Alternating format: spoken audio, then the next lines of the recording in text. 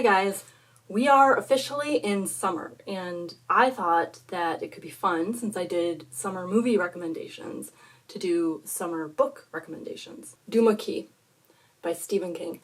I love this book and I have read it probably 3 or 4 times now. It's very summery. It takes place mostly in Florida, down in the Keys, and the premise, being an artist myself, I really liked the artistic nature to it. A guy loses his arm and he becomes a big painter, and there's a supernatural element to it, and it's so good. It's gonna be a long time before we get to this for the Stephen King Cemetery Club. The 50th anniversary of Valley of the Dolls by Jacqueline Suzanne. I actually prefer Once Is Not Enough, but this I feel like is the classic summer read. So I highly recommend this, although if you can get a different version, I have another one. The 50th anniversary had typos in it. But yeah, this is just a good read. I love the movie. I also recommend the movie Last Summer. This is written by Evan Hunter, and I actually read the sequel to this book first. It's called Come Winter. I loved Come Winter so much. I read it several times. I checked it out from the library and I fell in love with the characters, and they're so evil. They're terrible people. They are just bad people. But for some reason, they really resonate with me, and I love reading that book.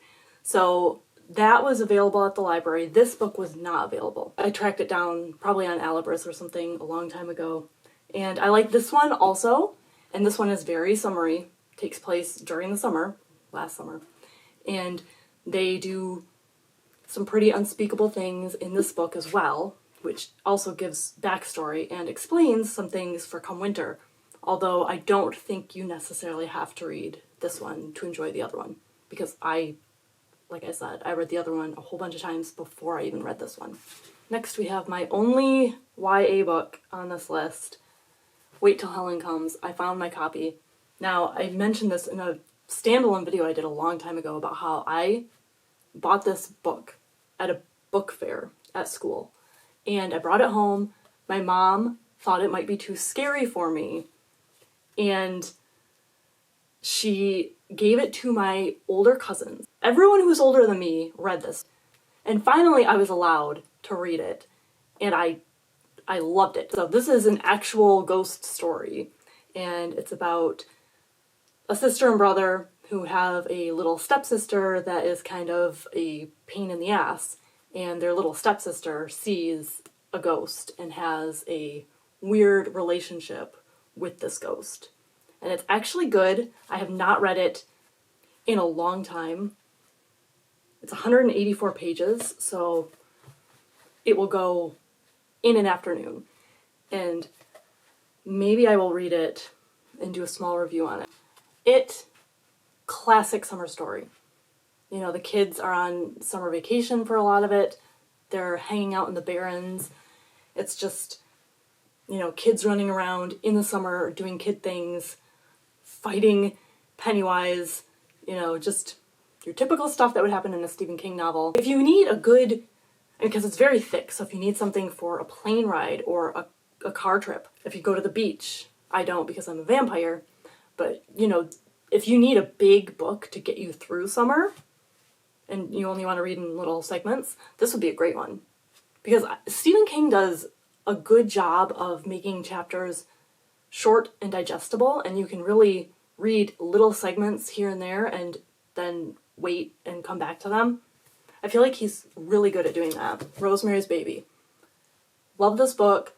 I still have to talk about the movie on this channel. I'm pretty sure I already talked about the book. I'm pretty sure. This is a great quick read. Take it to the beach, like I said, the lake. Just chill out for an afternoon and read it. The book and the movie are interchangeable because a lot of the dialogue from the movie is in this book, and it's just like watching the movie. Roman Polanski did such a good job adapting this faithfully.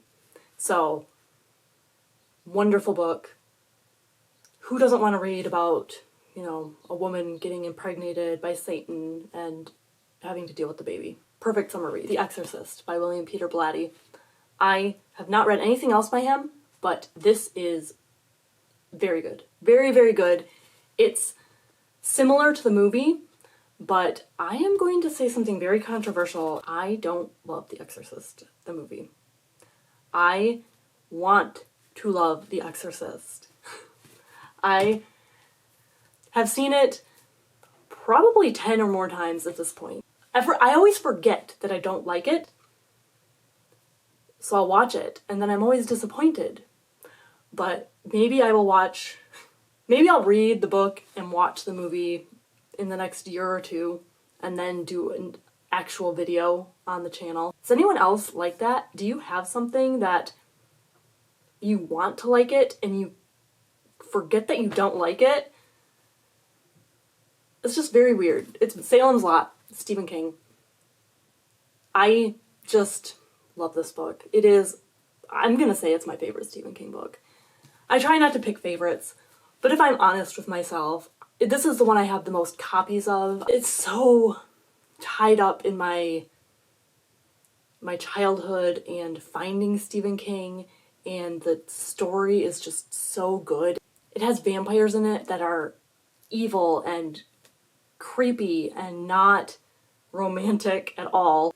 And I just love the idea that vampires have come to this small town and have started spreading.